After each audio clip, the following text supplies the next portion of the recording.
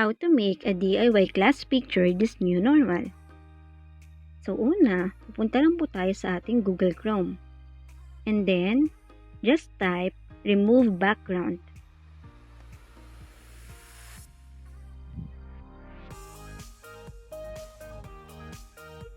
So after nyan, pindutin po natin itong remove.bg. Ayan, so ganito po ang itsura niya. And then, upload po tayo ng picture na kailangan natin i-edit. Choose a picture and then, ayan na po. Tanggal na yung kanyang background. So, just click download. So, just repeat the process hanggang ma-edit mo po lahat ng picture na kailangan mong ilagay sa Canva.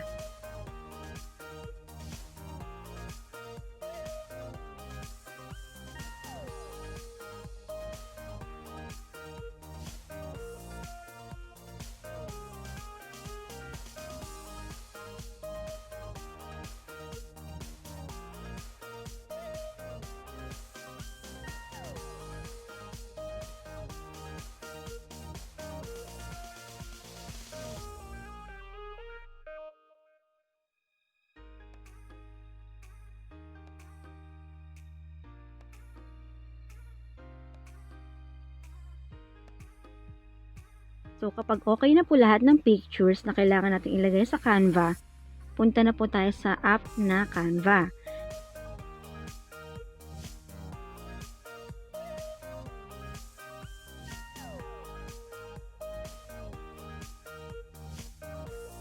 Click po natin tong add sign and then choose a size. For example, yung Facebook post. Ito po yung size niya. So, papalitan po muna natin yung color ng background. So, click color and then choose kung anong kulay ang inyong gagamitin. Ayan. So, adjust nyo po dyan. And click po natin ulit yung add sign and then punta tayo sa illustrations. And then, just type shapes. Ayan. So, lalabas po itong shape na ito. So, palitan natin yung kulay ng shape. Yan. So, for example, siya yung parang lupa or damo.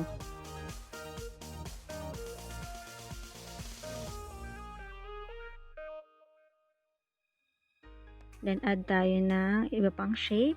For example, itong circle. Yan. So, depende po sa inyo kung anong design ang gusto nyong ilagay. So, sa akin po, ganito yung ginawa ko. Add circle. And then, adjust yung position and then lagay po natin siya sa back. Click po natin yung adjust. Ayan, so adjust lang po siya hanggang maging satisfied kayo. So after nyan, illustrations po ulit, then type clouds. So mamili po kayo dyan ang gusto nyong design ng clouds.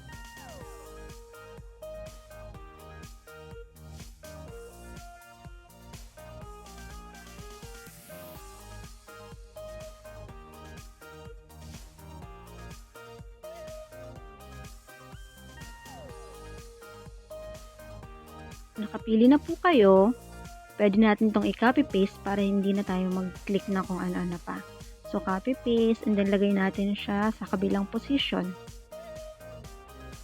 Yan. So, after nyan, type ulit tayo sa illustrations, trees. Yan. So, lagyan natin ng design, mga puno-puno. Yan. So, ayusin natin yung position niya, resize kung kailangan. And then, pag okay na, copy-paste ulit. Then, lipat natin sa kabila para balance. Then, type naman natin ngayon, school. So, pili kayo ng picture ng school sa illustrations. So, ganun pa rin po, resize. Then, lagay kung saan position siya, kailangan ilagay. So, pag okay na, ayan, ganito pong itsura niya. So, diba? Okay na yung background niya. So, ngayon, mag-add po tayo ng picture ng mga tao. Click po natin yung image.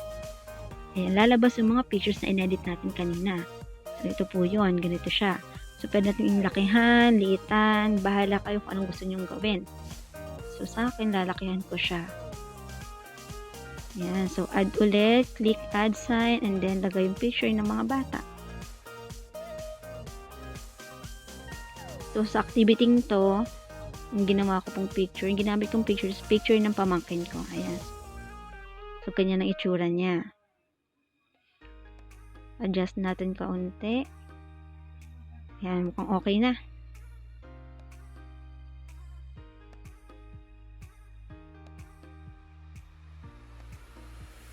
So, para sa title, add shapes ulit. Adjust yung size ng shape and then yung position. Ayan, habaan natin konti. Tapos then, palitan natin ng color. And choose a color. Kung ano pong bet yung color. And adjust. Hanggang sa maging okay na. So, okay na yan. Add tayo ng illustrations po ulit. Click illustrations. And then, just type brush. Depende naman po sa inyo kung anong gusto nyong design. So, ito, brush. Diyan ko ilalagay yung title ko. Or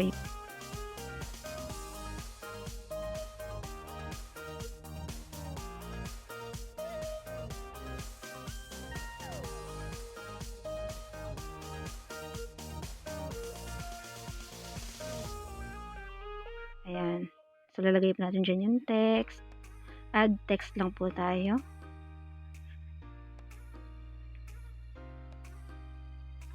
Ayan. So, yung adjust po natin yung size. Kapag okay na, choose fonts. Ayan, mamili po kayo ng fonts na gusto nyo. Scroll down hanggang makita nyo po yung fonts na bet nyo.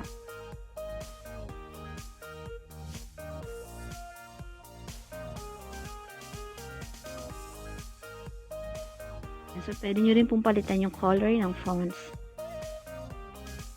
Ayan. So, kung okay na, adjust konti. Kapag okay na po, ayan, save natin yung picture. So, nakagawa na tayo ng ating class picture kunwari. So, kayo na po ang bahalang mag-add ng mga pictures ng iba pang mga bata.